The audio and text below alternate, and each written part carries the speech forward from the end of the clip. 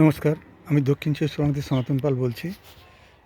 একটা পারিবারিক বিপর্যয়ে কয়েকদিন গাছগুলোর পরিচর্যা আমার পক্ষে করা সম্ভব হয়নি। এখন দেখছি সমস্ত গাছে প্রায় ফুল এসে গেছে। আমি বর্ষায় সাধারণত ফুল নিই না, কারণ বর্ষায় ফুল আমি উপভোগ করতে পারি না, আর গাছ পারেই না।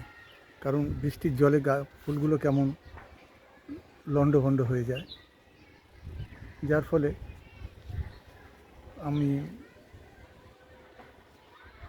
ফুল নেওয়ার পক্ষপাতী নই। আর তাছাড়া এই ফুলটা দিতে গিয়ে গাছের যে পরিমাণ শক্তি ক্ষয় হয়, তাতে গাছে ক্লোরোসিসের আক্রমণ হওয়ার সম্ভাবনা থাকে।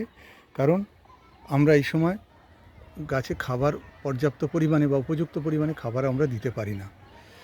সেই কারণেই এই বিপর্যয়গুলো ঘটে থাকে বা ক্লোরোসিসের আক্রমণ হয়ে থাকে। এটা অবশ্য আমার নিজস্ব অভিমত বা আমার নিজস্ব চিন্তাধারা বা আমার পরীক্ষিত ব্যাপার। এটা চাপিয়ে দেওয়া নয়। এই কারণেই আমি ফুল বর্ষাকালে নিই না। আর বর্ষা কেটে যাওয়ার পর গাছে পর্যাপ্ত পরিমাণে খাবারও দেওয়া যায়, আর গাছের নিজস্ব শক্তি ব্যয় হলো সেই ঘাটতিটা পূরণ করা যায়।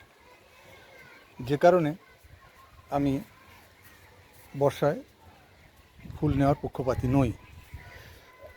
যাই হোক, অসাবধানতায় গাছগুলো এসে গেছে। এখন এই কুঁড়িগুলোকে আমায় কেটে দিতে হবে, যার ফলে এই কাজটা আমি করে নেব। এবং এই সঙ্গে একটা বার্তা যে আমি বর্ষায় ফুল নিই না। আর এই এত ফুল এসে যাওয়াতে আমাকে কুঁড়িগুলো কেটে দিতে হবে। নমস্কার।